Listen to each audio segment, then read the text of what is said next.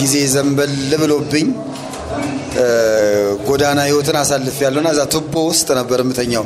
የምግብ አሰራር እዛ ነው በደንብ ተምሬ እንትን ያልኩትና ይሄው ጾም መያዣ እንግዲህ በሚገርም ሁኔታ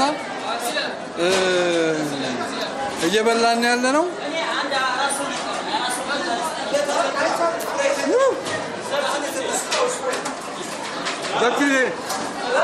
እግዚአብሔር ይባርክ። እማማ ዝናሽ እግዚአብሔር ይባርክ። አሁን እኛ በላን ያልበሉትን አብላልን ብለን እንጸልይ ስላቸው የራሳቸው ጉዳይ ብለውኛል። ዛሬ የእግዚአብሔር ጸጋ የበዛለት ሰው ጋር ነው ያልኩት። የእማማ ዝናሽ ተንከባካቢ ዘካሪያስ ኪሮስ መርካቶ ራጉኤል ዛሬ የካቲት 8 2018 ዓ.ም ለነዳያን የጾም መያዣ ፕሮግራም አዘጋጅቶ ነበረ። እንግዲህ ለማንኛውም ሰው ስጋዊ ምግብ ያስፈልገዋል፣ እንደዚህ ደግሞ መንፈሳዊ ምግብ ያስፈልገዋልና እንደምትመለከቱት 3 ድንኳን ነው የተጣለው። ከ2300 በላይ ሰው ነው የተስተናገደው። በጣም የገረመኝ ግን ምንድነው እንደምትመለከቱት ምግቡ በሰሃን ከ2000 ብር በላይ የሚያወጣ ምግብ ነው። በስነ ስርዓቱ ሆቴል ሄዳችሁ ብታዙ፣ ምክንያቱም ጥብስ አለ፣ አይብ አለ፣ ምን የሌለ ነገር አለ። ስጋ በየአይነቱ አለ፣ ከዛ ክትፎ አለ፣ ቆጮ አለ፣ እንጀራ አለ፣ ስፕራይት አለ። ይሄ እንግዲህ ለስጋ የሚሆን ነገር ነው፣ ለወገኖቻችን ጾም መያዣ የሚሆን ነገር ነውና ዘኪዬን አናግሬዋለሁኝ። ካለፈው ህይወቱም ጋር አያይዤ እንደዚህ ጠይቄዋለሁኝ። በጣም የገረመኝ ግን ይህንን ሁሉ ነገር እማማ ዝናሽ አያውቁም። ጠይቄው ነበር ዘኪዬንና እማማ ዝናሽ አያውቁም።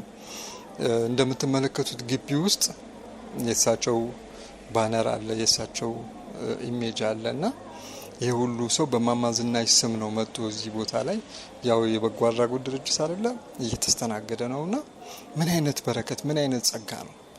እኔ እንደዚህ አይነት ነገር ነው በቃ ልቤን የሚነካውና ዘካሪያስ ከተናገረው ነገር ውስጥ ለነዚህ ወገኖች እንድትጸልዩ እንፈልጋለን አለ። ዛሬ ጾም ሲያስይዛቸው ጾም እንዲይዙ ሲደረግ ይሄንን ከፊታቸው ያለውን 40 ቀን በጾም በጸሎት በእግዚአብሔር ፊት እንዲሆኑ ነው ያሳሰባቸው። ይሄ ደግሞ ለሀገራችን በረከት ነው፣ ለሀገራችን ሰላም ነውና ትልቅ ነገር ነው። ማብላትና ማጠጣት ብቻ ሳይሆን በዚህ መንገድ የተላለፈው መልእክት ራሱ በጣም ትልቅ ነገር ነውና ዘኪ እግዚአብሔር ይባርክ። ከዘኪ ጀርባ ደግሞ ያላችሁ ሰዎች በጉልበት በሐሳብ በገንዘብ በሬ ገዝቶ ስሜ አይጠቀስ የሚል ሰው አለ። ብዙ ናቸው ደግሞ እንደነዚህ አይነት ሰዎችና እንደዚህ ይሄ ከልብ የሆነ ነገር በቃ ማካፈልና ዘኪን ጠይቄዋለሁ። ወደ ኋላም ሄጄ የነበረውን ህይወቱን እና እንደራሱ ሊደረግለት የሚፈልገውን ነገር ነው ዛሬ ሲያደርግ ያየሁትና አድራሻውን እናስቀምጥላችኋለን። የኔ ልብ ያረፈበት በጎ ሰው ነው፣ ታማኝ ሰው ነው። ትልቁ ነገር ታማኝ ሰው ነው። በቃ የሰጣችሁትን አደራ የማይበላ ለሚመለከተው አካል የሚያደርስ እግዚአብሔርን የሚፈራ እግዚአብሔር እንደሚያየው አምኖና አስቦ የሚንቀሳቀስ ወንድም ሆኖ አግኝቻለሁ። እኔና እሱ እኮ በእምነት አንገናኝም፣ ግን እወደዋለሁ፣ አከብረዋለሁ፣ አምነዋለሁና ይሄ ጨዋ ወንድማችን ዛሬ ይህንን ፕሮግራም ዘጋጅቶ ነበረ። በመገኘቴ በጣም ደስ ብሎኛል ወገኖቼ። እንደምትመለከቱት ነው ያለው በረከት ያለው ደስታ እና የእግዚአብሔር ቃል ተካፈሉ፣ እግዚአብሔርን አመሰገኑ፣ በሉ፣ ጠጡ፣ ጾማቸውን በዚህ ሁኔታ አሳለፉና እንዴት ያለ መታደል ነው። እስቲ ቪዲዮውን እስከ መጨረሻ ድረስ ተከታተሉት ወገኖቼ፣ ትባረኩበታላችሁ። መንፈስ ቅዱስ አሐዱ አምላክ አሜን። በክርስቶስ ክርስቲያን በወልድ ውሉድ የተሰኛችሁ የክርስቶስ ቤተሰቦች እንደምን አደራችሁ? እንደምን አደራችሁ? እንደምን አደራችሁ? የልዑል እግዚአብሔር ስሙ ዛሬም ዘወትርም የተመሰገነ ይሁን። እግዚአብሔር አምላካችን ሀገራችንን ኢትዮጵያን ሰላም ያደርግልን። የሞቱትን የወለተ ጽዮንን የእናታችን ነፍስ በእነ አብርሃም በነ ይስሐቅ በነ ያዕቆብ ቦታ እረፍተ ነፍስን እግዚአብሔር አምላካችን ያድልልን። መዋዕለ ጾሙን በሰላም እግዚአብሔር አምላካችን ጀምረን እንድንፈጽም ያደርገን። ይህንን በረከት ያዘጋጁ ልጆቻችንን እግዚአብሔር አምላክ ይጠብቅልን። ለጸሎት እንነሳ።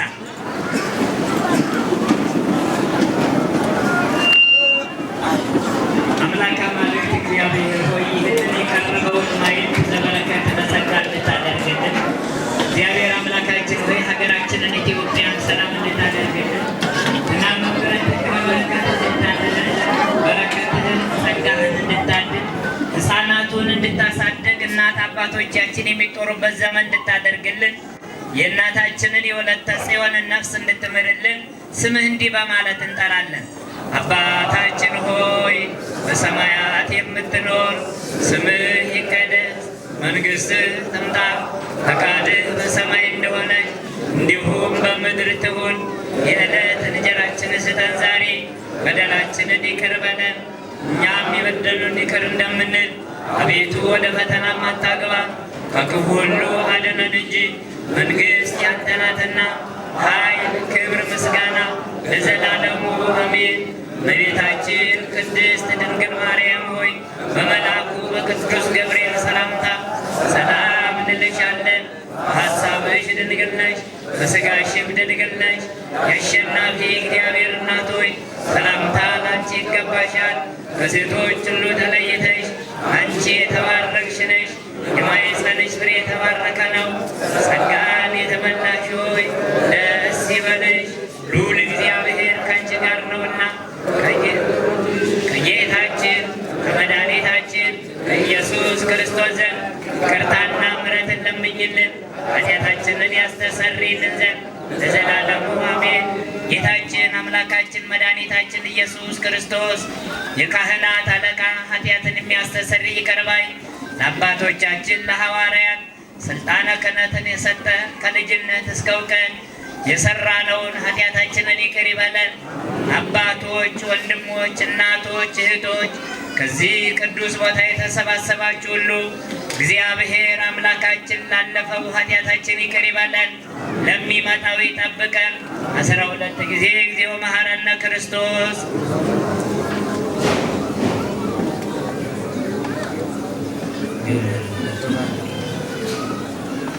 በእንተ እግዝእትነ ማርያም መሐረነ ክርስቶስ።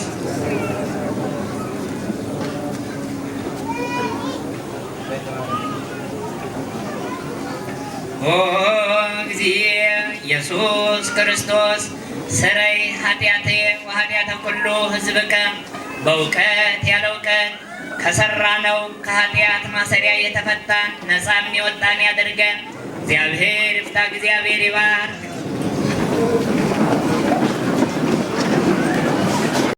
እሺ፣ እግዚአብሔር ስሙ የተመሰገነ ይሁን። በጣም በዚህ በበጎ አድራጎት ስራ ላይ እኔ የሚልና እኛ የሚለው ነገር በጣም የተለያየ ውጤት ነው የሚያመጣው። እኛ ነው የምንለው እዚህ እኛ ስንል እግዚአብሔር አብሮን አለ። እኛ ስንል ቅዱሳን መላእክት፣ ጻድቃን ከእንደገና ደግሞ እግዚአብሔር ያደረባቸው የደጋግ ልብ ባለቤቶች አሉ። እግዚአብሔር ለነሱ እግዚአብሔር ይስጣቸው። በጣም የሚገርማችሁ አንድ በሬ የገዛልን አለ፣ ስሜን እንዳጠራ ያላለ። አንድ ኪሎ በርበሬ የገዛለ፣ ስሜን እንዳጠራ ያላለ። እግዚአብሔር ይስጣቸው። ዓላማችን ወደፊት ብዙ ስራ መስራት ነው። እግዚአብሔር እንዲያሳካልን ከምንም በላይ ሁሌ እንደምላችሁ በጸሎት አግዙን። እሺ፣ የእናንተን ጸሎት እግዚአብሔርም አይንቀውም፣ ሰይጣንም አይንቀውም። ገብቷችኋል? አይናቅም። ከባድ ኃይል አለው። ስለዚህ ለእነዚህ ሰዎች ቦታ ሰጥታቸው ተረጋግተው አቧራ ሳይሆንብን እዚህ ማለት አይደለም። እዚህማ አሁን የተመቻቸ ነው። እዛ አሁን የምናበላበት ቦታ የተስተካከለ ቦታ እንድንመግብ የተራበው ኪኒን ታዞ በጣም የሚያሳዝናችሁ ነገር ሕክምና ሐኪም አዞት መድኃኒት እንካ ዋጥ ብሎት ኃይለኛ መድኃኒት አንዳንዴ ይገጥመናል። የሚበላው አጥቶ በጣም በሚያሳዝን ሁኔታ ማለት ነው። እግዚአብሔር ለእንደዚህ አይነት ሰዎች እንድንደርስ ኃይልና ብርታት ለሁላችንም ይሁንን። እናንተም በርቱልን። በጣም ነው የማመሰግነው። የሚዲያ አካላት እዚህ ስለመጣችሁ ስለዘገባችሁልን እግዚአብሔር ይስጥልን። በጣም እናመሰግናለን። ወንድማችን ሶፎንያስ የራሱ ሙሉ ፕሮዳክሽን በገንዘብ ቢቀየር ወደ ሚሊዮን የሚጠጋ እግዚአብሔር ይስጠው። ይህን ቅን ልቦና አይቀይርብን። ወንድማችን እግዚአብሔር ይስጥልን። አዛሄል ሚዲያ እግዚአብሔር ብድራቱን ይክፈልልን። ወንድማችን ጋዜጠኛ ሰለሞን እግዚአብሔር ያክብርልን።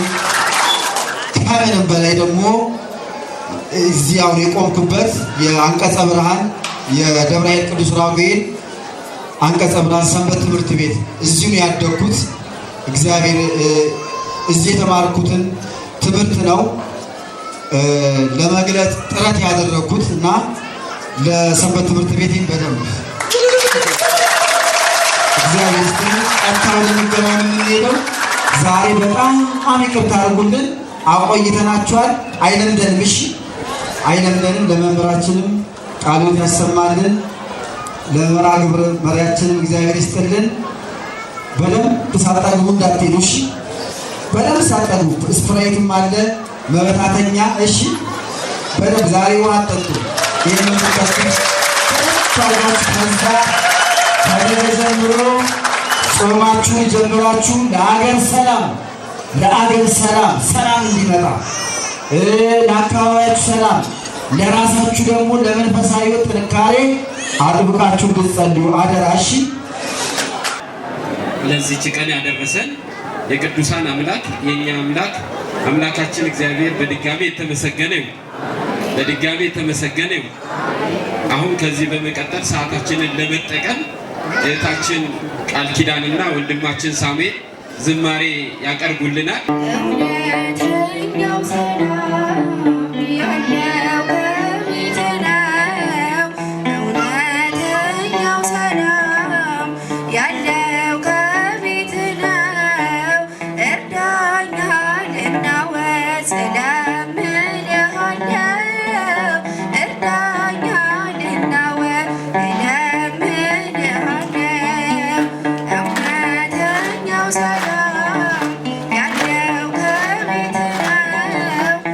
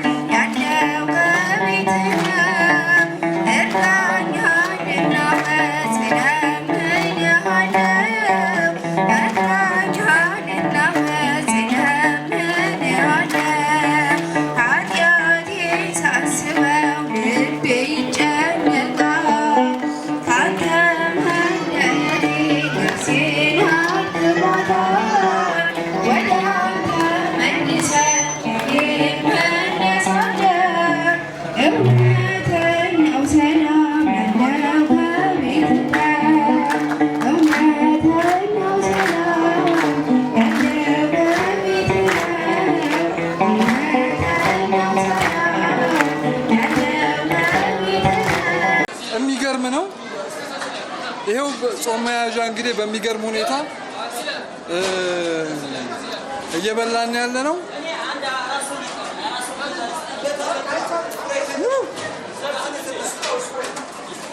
ዘክሪ እግዚአብሔር ይባርክ። እማማ ዝናሽ እግዚአብሔር ይባርክ። ሰላም ጤና ይስጥልኝ። የተከበራችሁ ወንድሞች እህቶች፣ እናትና አባቶች በያላችሁበት የእግዚአብሔር ሰላም ከእናንተ ጋር ይሁንን። በቅድሚያ ወንድማችን ሰለሞን ምገባ የምናካሄድበት ቦታ ድረስ መጥተህ የነዳያን ምገባ ስለዘገብክልን፣ ስለቃኘህልን፣ ስላየህልን እግዚአብሔር ብድራቱን ይክፈልህ። በጣም ነው የምናመሰግነው በእግዚአብሔር ስም፣ እንደዚሁም በተመልካቾችህ ስም፣ በአድማጮችህ ስም በጣም ነው የምናመሰግነው። ምንድነው ያው የእማማ ዝናሽ በጎ አድራጎት ድርጅት በቀን ከ1200 በላይ ነዳያን በየቀኑ ይመግባል። በየሳምንቱ የነበረውን ደግሞ የገላ አጥቦ ልብስ ማልበስ በየቀኑ አድርጎታል። እንደዚሁም ዘመም ያለባቸውን የአቅመ ደካማ ቤቶችንም ያድሳል። በዋናነት አሁን ምገባው ላይ በጣም ተጠናክሮ እየተሰራ ነው። እንግዲህ እግዚአብሔር በረዳን መጠን ሰለቸን ሳንል እንግዲህ እየታገልን እንገኛለን። ማንኛውም ሰው መመገብ ይችላል።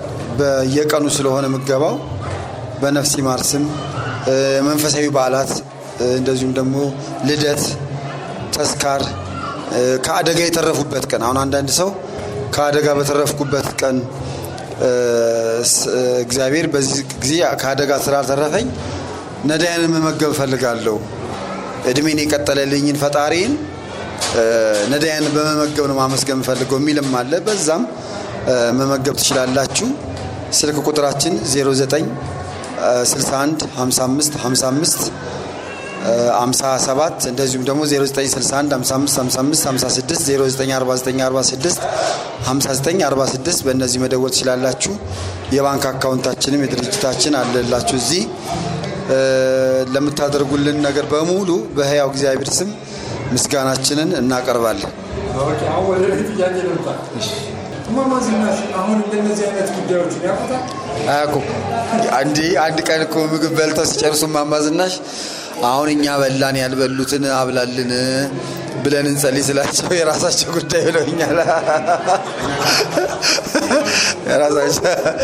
የራሳቸው ጉዳይ ብለው እና ምንድነው እግዚአብሔር በሳቸው እየሰራ ነው።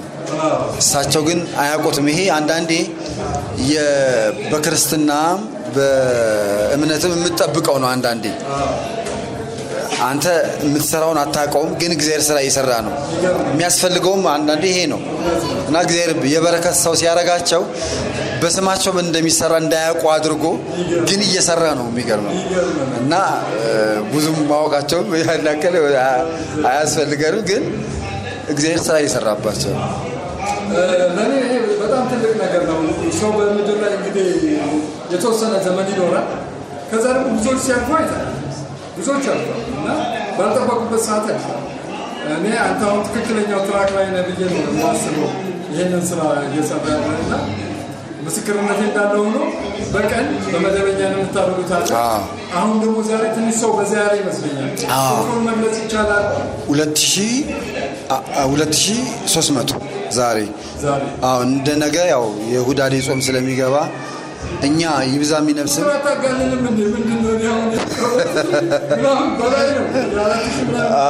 እና ያው እርግጥ እኛ የምናዘጋጀውን የምናስበውን ነው እንትን የምንለው፣ ግን ሰው አንዳንዴ ከዛ በላይ ይመጣል፣ ግን ሳይበላ አይሄድም።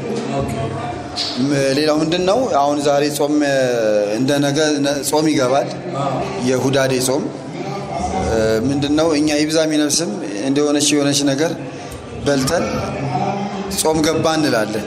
ያው ጾም ያዘን ማለት ያው ቋንቋው ጾም መያዝ እርግጥ በንስሐ የሚያነቡትን አዘጋጅቶ የሚሄዱበትን ገዳም አዘጋጅቶ የሚመጸውቱን አዘጋጅቶ ነው ቅበላ ማለት ወይም ደግሞ ጾም ያዝኩ የሚባለው። እና ምንድነው ግን እንደ ሰውኛ እኛ ጾም ያዘን ስንል የምናደርጋቸው ነገሮች አሉ።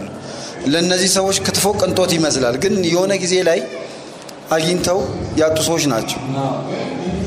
ክትፎ አይደለም ራሳቸው ገዝተው ሊበሉ ገዝተው የሚያበሉ ሰዎች ሊኖሩ ይችላሉ፣ ግን ጊዜ ጥሏቸው እና ያንን ለማግኘት ሌላው ደግሞ ሰለም አንዳንድ ነገሮች ከራስ ነው የምትነሳው እና የሆነ ጊዜ ጎዳና ላይ ያለው ጾምን ያስተባብለን ገርልግ የሚባል ቅቤ ታውቃለህ? ከውጭ የሚመጣ በቆርቆሮ እሱን የሚሸጥ ሱቅ አለ። ይዝቁትና ቆርቆሮን ያስቀምጡታል። ከቆርቆሮ ላይ ለቅመን የበላንበት ጊዜ አለ። ከዛ በስንተኛው ቀን ያው ጾም ገባ ማለት ነው። እና እግዚአብሔርም አንዳንዴ ያው ያንንም እንዳረሳ ለማለት ይመስለኛል። ተመስገን ነው ሰልዬ። በቅድሚያ ኤርሚያስ እባላለሁ። እዚህ እማማ ዝናሽ የበጎ አድራጎት ስራ ድርጅት ውስጥ እንዲህ አይነት ስራ መስራቱን ስሰማ ሶሻል ሚዲያ ላይ ከዚህ በፊትም ከዘካሪያስ ጋር እንደዚህ ከጎኑ እንደዚህ በማስተናገድ በመጨለፍ ይሆናል በተለያዩ ብዙ ስራ ነው የሚሰሩት እነሱ። አልባሳት ማልበስ፣ ገላ ማጠብ፣ መመገብ ይሰራሉ። እዚህ ላይ እንግዲህ ዛሬ ጾም መያዣ ነው ከነዳያን ጋር እናሳልፍ በሚል ሶሻል ሚዲያ ላይ ጥሪ ያቀረበልን እንግዲህ ያው እዚህ መተን ዛሬ ይህን የመሰለ ደስ የሚል ለመንፈስ በጣም የሚያስደስት ፕሮግራም ላይ እንገኛለን። ከየት አካባቢ ነው የመጣው? ምናልባት ፐርሰናል የመጣሁት ከሙያ ከስራ የመጣሁት የግል ሙያ ነው የሚሰራው፣ ኤሌክትሮኒክስ ነው የሚሰራው። የመጣሁት ደግሞ የምኖረው ከአያት ነው። ዛሬ ከአያት አደባባይ አካባቢ ተነስቼ 4 ሰዓት እዚህ ደርሻለሁ። ከጓደኛዬ ጋር የመጣን አጋጣሚ ሌሎች ልጆች ነበሩ። ያው በተለያየ ፕሮግራም አልተመቻቸውም። እነሱንም ወክለን የመጣን ደስ የሚል ፕሮግራም እያሳለፍን ነው ማለት ነው። ብዙ ሰው ያለው እንደገና የምግብ አይነቱ በጣም ብዙ የሚገርምህ ከዚህ በፊትም ያው ታውቀዋለህ አንተ እዚህ ሚካኤል አዲስ ሚካኤል ጋር የሚገባ ፕሮግራም ይደረጋል። ዛሬ እንዲህ በሰፊው ሳይ እኔ ለራሴ በጣም ሰርፕራይዝ ነው። ኤክስፔክት አድርጌ የነበረው እንደዛው ሰልፍ ይኖራል ምናምን እንኳን ተጥሎ እንደዚህ አይነት ትንሳኤ በእውነት በጣም ነው የተገረምኩት እና በጣም ነው ደስ የሚለኝ። ዘኪ እንግዲህ በጸሎት አግዙኝ ብሏል። የበለጠ ቦታ እንዲያገኝ እነዚህን ሁላ ነዳያን ማሰብ ማለት በጣም ትልቅ ነገር ነው። እኛ ዛሬ ከምቾታችን ላይ ላለመነሳት ብዙዎቻችን ወይ ቤት እንሆናለን ወይ የተለያየ ቦታ የምናሳልፈው። እሱ ግን ከእንደነዚህ አይነት ሰዎች ጋር አብሬ ማሳለፍ አለኝ። ሁሌ ደግሞ ይገርም በየቀኑ 1500 2000 ካልተሳሳትኩ ነዳያንን የሚመግበው ዛሬ ደግሞ በቁጥር ራሱ ለመቁጠር ከባድ። በዛ ላይ ምግብ አይነቱን አይተዋል። ከሱ ጀርባ ያሉ ደግሞ የሚያግዙትን እግዚአብሔር ጨምሮ ይስጣቸዋል። መቼም ዛሬ ያለ ልብ አንደኛ በእግዚአብሔር እርዳታ የመጣ ልብ እንደሆነ አውቃለሁ። ግን ፍልውሃ ስትሄዱ ባለፈው የተነሳት ፎቶ ነበረች ቱቦ ውስጥ እና አንተ ራሱ ያለፍክበት ነገር አለ። ያ ህይወት እንዴት ነበረ? ምንድን ነው ፍልውሃ ላይ መንገድ እየተሰራ ቱቦ ለቆሻሻ ማስተላለፊያ ቱቦ ቁጭ ብሎ ነበርና ወደ ኋላ መልሶኝ እዛ ቱቦ ጋር ፎቶ ተነስቼ ለቅቄ ነበርና ምንድነው በሆነ ወቅት ላይ ጊዜ ዘንበል ብሎብኝ ጎዳና ህይወትን አሳልፌያለሁና እዛ ቱቦ ውስጥ ነበር የምተኛው። ቱቦ ውስጥ ማለት መንገድ ለመሰራት ሲዘጋጅ የሚቀበር ቱቦ አለ አይደል? ለቆሻሻ እሱ ገና ከመቀበሩ በፊት የተቀመጠ ነበረ። እዛ ውስጥ ለብዙ ወራት ተኝቼ ነበርና በዛን ወቅት ሳሳልፋቸው የነበሩትን ከረሃብ ጋር የነበሩ ግብግቦች አልፎ አልፎም ደግሞ ቸርነታቸውን ያደረጉልኝን ሰዎችም ማረሳቸውም ያ ወቅት በጣም አደገኛ ለኔ በጣም ከባዱ ጊዜ ነበረ። ምንድነው በጎዳና ህይወት ዋና ከምትፈተንባቸው ነገሮች አንዱ ረሃብ ነው። ሌላ ምንም በላተኛ ባለበት ማህበረሰብ ውስጥ ቁጭ ብለህ ረሃብ ያሰቃያል። ጎዳና ህይወት ማለት በጣም ከባድ ነው እና ጎዳና ህይወት ላይ በጣም ፈሪያ እግዚአብሔር የነበራቸው ልጆች እንዳሉ አስተውያለሁ። በዛው ልክ ደግሞ ምንም ፈሪያ እግዚአብሔር የሌላቸው ደግሞ እንዳሉ አስተውያለሁ። ባለውለታዎቼንም አረሳም። ናዝሬት አዳማ ላይ ድንኳን ተደኩኖ ርቦኝ ምግብ ስከጅል አይኔ መንከራተቱን አይቶ አንድ ሰው እዛው ለቆስቶኛ ውስጥ ማስተረፍ ሳይፈልግ ነው ይመስለኛል እንደው ማስተርፎ እዛው ደጅ ላይ ቁጭ ብዬ ነበር ሰጥቶኛልና ያ ተደማምሮ ከእንደገና ደግሞ ቤተክርስቲያን ላይ የተማርነው የዚህ የበጎ አድራጎትን ስራ ሰው መውደድ፣ ሰው ማክበር፣ ሰው ላይ በጎ አድራጎት ስራ መስራትን ቤተክርስቲያንም አስተምራለች እና ያም ተጨማምሮ አሁን የሚሰሩ ምናልባት ጥቃቅን የበጎ አድራጎት ስራዎችን ለመስራት መንገድ ሆኖኛል ብዬ ገምታለሁ። በተለይ በዋናነት ግን በቅድስት ቤተክርስቲያን በኩል ያለፍኩት ማሳለፍ ወይም ደግሞ የተማርኩት ትምህርት ለእንደዚህ አይነትም የበጎ አድራጎት ስራ ገፋፍቶኛል። ግን ያው በጎ አድራጎት ስራ ተሰራ ብዬ አላምንም። ገና ነው፣ እጅግ ገና ቅምሻ ናት እቺ። ወደፊት እግዚአብሔር በቸርነቱ ያሰራናል ብለን እናምናለን።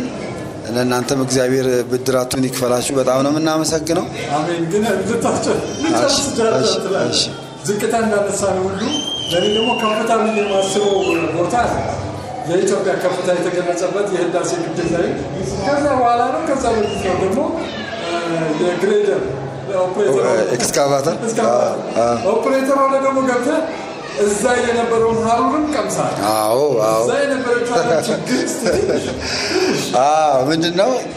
እርግጥ ህዳሴ ግድብ ላይ ስንሰራ የነበርን ሰራተኞች ወይ በኦፕሬተር በተለይ በቀን ሰራተኛነት ሲሰሩ የነበሩ በጣም እጅግ ዋጋ የከፈሉ ናቸው፣ እስከ ህይወት መስዋዕትነት ማለት ነው።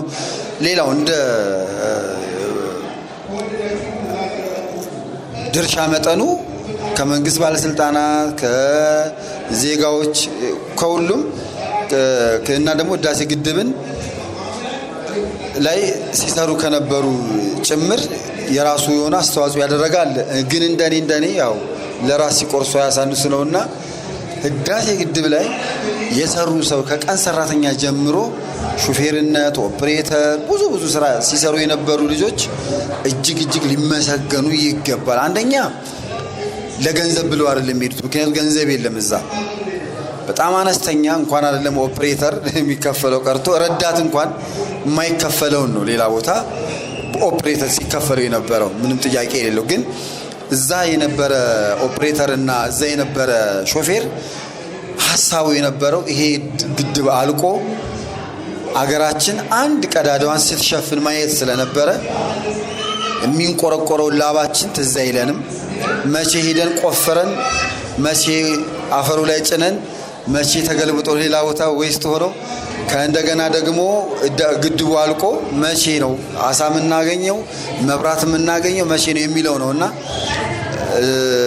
የሚገርምህ እዛ ህዳሴ ግድብ ሲሄድ ሙያ የለኝም፣ የምግብ ሙያ የለኝም ነበር መስራት እና ህዳሴ ግድብ ለመስራት ከሄድክ በተለይ የኦፕሬተር ሾፌር ቀን ሰራተኛ ከነዛም በላይ ያሉ ምግብ ራሳቸውን የሚሰሩት ብዙ ጊዜ ምንም ድስት አካባቢ ሄዶ የማያውቅ ሰው ጥሩ ሼፍ ሆኖ ነው የሚወጣው። እና እኔም የምግብ አሰራር እዛ ነው በደንብ ተምሬ እንትን ያልኩትና በጣም ለኔ በጣም ደስተኛ ከመሆንባቸው ጊዜዎች አንዱ ህዳሴ ግድብ መስራቴ ነው። ወደፊትም ደግሞ ሀገራችን ኢትዮጵያ ሌሎች ሀገራዊ ፕሮጀክቶችን ብትሰራ አሁንም ያው ቢሾፍቱ ደብረ ዘይት ዓለም አቀፍ ኤርፖርት ተጀምሯል።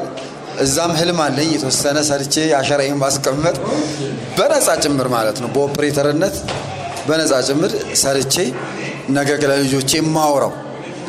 ምክንያቱም ሰለሞን እንደ ጦርነት እንኳን ብታስበው ሂደህ በቃ የሆነ ነገር መስዋዕት አድርገህ ወይ መስዋዕት ሆነ ስትመለስ ያለው ደስታና እርካታ እንዲሁ በገንዘብ ወይም ደግሞ በንግግር የሚለካ ወይም በጽሁፍ የምትገልጸው አይደለም እና የህዳሴ ግድቡ እንደተሳካልኝ ደብረ ዘይት በቢሾፍቱም ደግሞ ይሳካልኛል ብዬ ገምታለሁ።